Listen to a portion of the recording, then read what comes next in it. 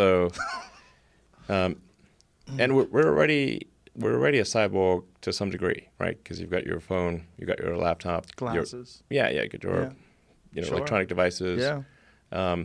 And I mean, today, if your phone, if you don't bring your phone along, it's like you have missing limb syndrome. It's like feels like something's really missing. So we're already partly partly a cyborg or an AI symbiote, essentially. It's just that the data rate to the electronics is slow. So especially output, like you're just going with your thumbs. I mean, like, what's your data rate? Maybe optimistically 100 bits per second. That's being generous. And now the computer can communicate at like 100 terabits.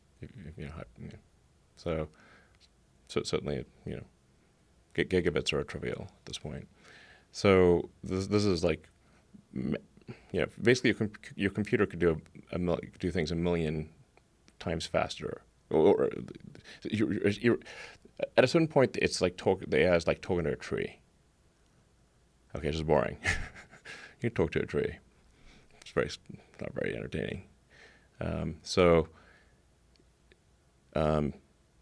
if you can solve the data rate issue and especially output but input too, then you can improve the symbiosis that is already occurring between man and machine.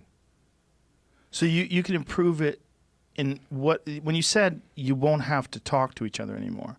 We used to joke around about that. I've joked around about that a million times on this podcast, that one day in the future there's going to come a time where you can read each other's minds. Yeah. And well, you'll be able to interface with each other in some sort of a non-verbal, non-physical way where you will transfer data back and forth to each other without having to actually use your mouth and make noises. Exactly. So what happens when let's say you've got some complex idea that you're trying to convey to somebody else, and how do you do that? Well, your brain spends a lot of effort compressing a complex concept into words, and there's a lot of loss, information loss that occurs when compressing a complex concept into words. And then you say those words are then interpreted, then they're decompressed by the person who is listening, and they will at best get a very incomplete understanding of what you're trying to convey. It's very difficult to convey a complex concept with precision because you've got compression, decompression.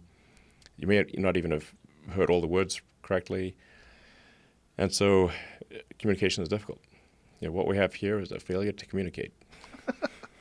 Cool Aunt Luke. Yes, and there's a great movie. Yeah, great movie. And there's an interpretation factor too. Like you can choose to interpret certain series of words in different ways, and they're dependent upon tone, dependent upon social cues, even facial expressions, sarcasm. There's a lot of variables. Sarcasm is difficult. Yes. Yeah.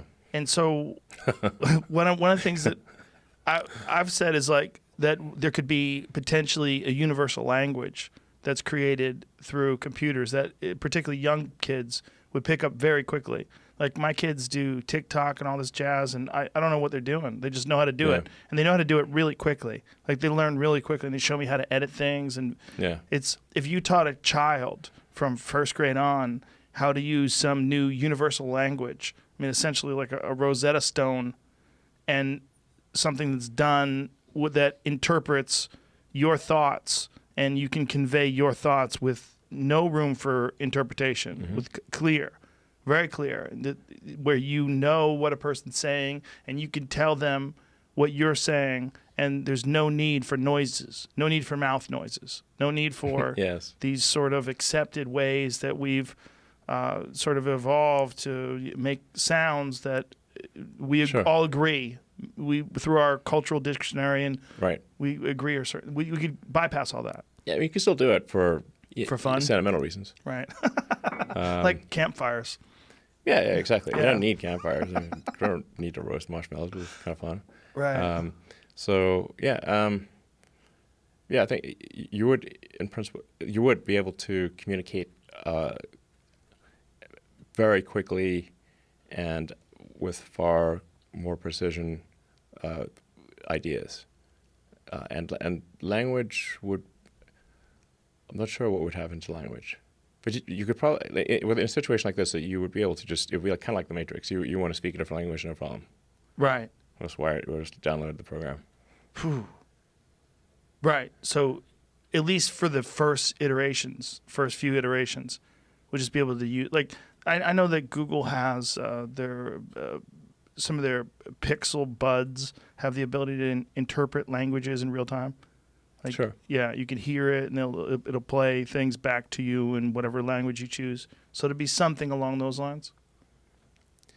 Yeah. For the first few iterations.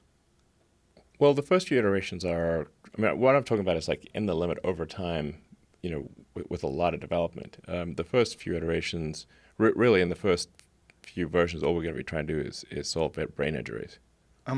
So it's like, don't worry that it's not going to sneak up on you. This will take a while. How many years before you don't have to talk? If the development continues to accelerate, then maybe like 5 years, 5 to 10 years. That's quick. That's really quick. That's the best case scenario. No talking anymore in 5 years.